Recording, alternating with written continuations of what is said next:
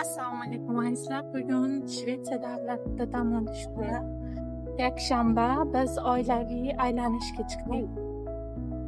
O'rtog'im va farzandim bilan va sizlar bilan mana shu qisqacha bo'lgan dam olish kunimizni bo'lishmoqchiman. Qani ketdik.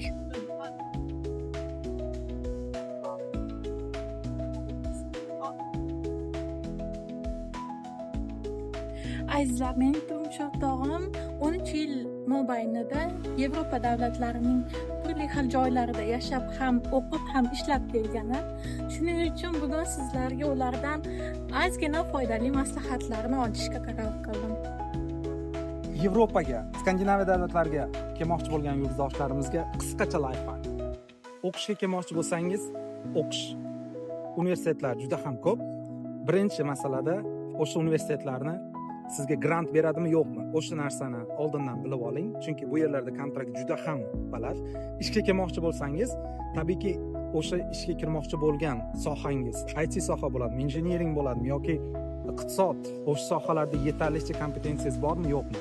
O'sha narsalarni bilib turib, ishga kirish juda ham topshirish oson. Tabiiyki juda ham ko'p platformalar bor, ya'ni LinkedIndan tortib Indeed juda ham ko'p platformalar bor. O'shalar orqali katta tashkilotlarga o'z rezyumengizni jo'natsangiz bo'ladi.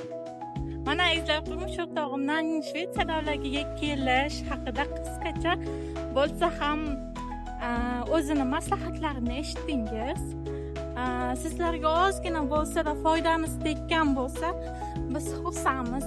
Agar yana Shvetsiya haqidami yo bir Yevropaning boshqa joylari haqida savollaringiz bo'lsa, bemalol izohda yozing.